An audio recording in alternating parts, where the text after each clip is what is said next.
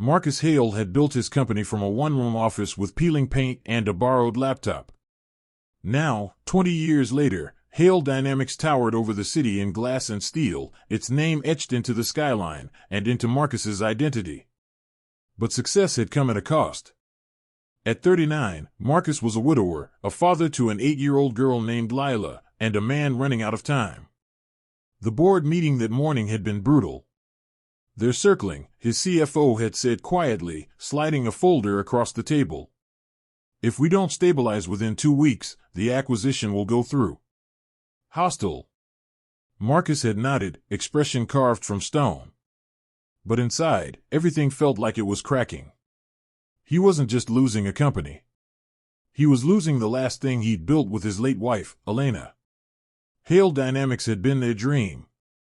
That night, Marcus returned home long after sunset, exhaustion clinging to him like a shadow.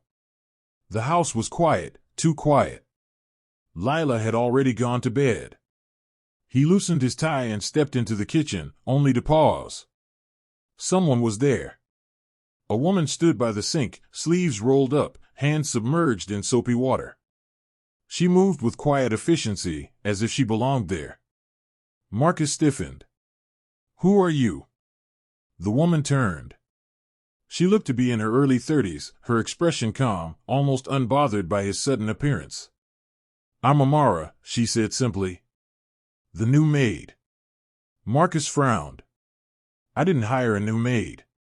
"You didn't," she replied, drying her hands. "Your assistant did. You've been too busy to notice."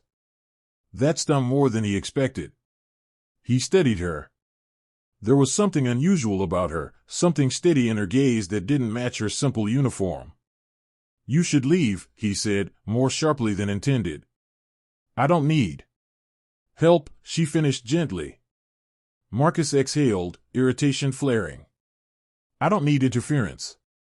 Amara tilted her head slightly, as if considering him. "Your daughter ate dinner alone tonight." The words landed heavier than any accusation. Marcus looked away. "That's none of your concern." "Everything in this house is my concern," she said quietly. "That's the job." He almost snapped back, but something stopped him. Maybe it was the calm certainty in her voice. Maybe it was the truth he didn't want to face. Instead, he said nothing and walked out. Over the next few days, Amara became a quiet presence in the house. She didn't intrude. She didn't ask questions. But she noticed everything. She noticed how Marcus skipped breakfast, how he took calls at all hours, how Lila lingered at the top of the stairs at night, hoping he'd come say good night. And slowly, she began to intervene, not with force, but with small, deliberate acts. One morning, Marcus found a cup of coffee waiting for him exactly the way he liked it. Another evening, he walked into the living room to find Lila laughing, a sound he hadn't heard. "Papa, look." Lila beamed. Marcus hesitated in the doorway. For a moment, the weight on his chest lifted. Amara glanced at him. "She's been working on that all afternoon."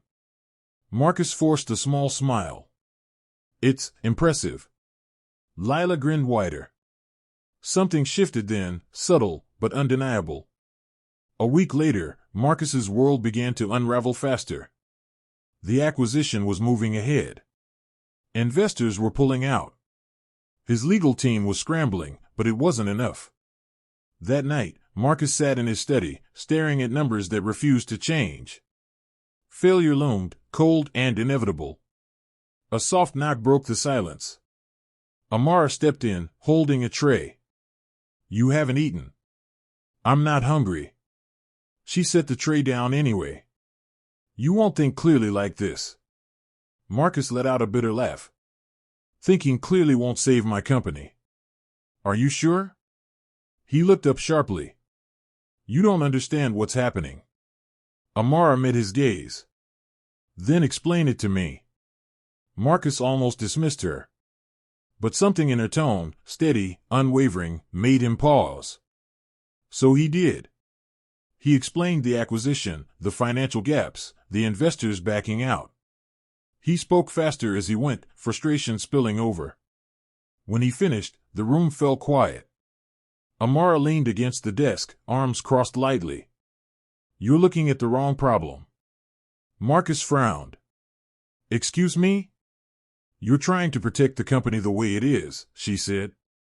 "But the market has already moved on." "That's not." "You need to pivot," she continued, unfazed. "Your tech division is your strongest asset. Spin it off. Let the rest go." Marcus stared at her. "That's not possible." "It is," she said calmly. "But it requires you to stop holding onto what you've already lost." The words hit harder than he expected. "How would you even know that?" he demanded. Amara hesitated, just for a second. Then she said, "Because I've done it before." Marcus's eyes narrowed. "What do you mean?" She straightened. "Before I came here, I worked in corporate restructuring." He blinked. "You're telling me you're, what? A consultant?" "I was," she said. "Until I left." "Why would someone like you work as a maid?" Amara's expression softened. "Because sometimes people don't listen to experts. But they listen when someone stands beside them in their everyday life." Marcus had no response to that. The next morning, Marcus made a decision. It was risky. Unconventional. Exactly the kind of move he would have dismissed a week ago. But he followed Amara's advice. He restructured the company, focusing on its strongest division. He let go of what couldn't be saved. The board resisted at first. Investors hesitated. But then something unexpected happened. The market responded. Within days, the narrative shifted. Hale Dynamics wasn't collapsing, it was evolving. The acquisition fell apart. And just like that, Marcus's company was no longer slipping through his fingers.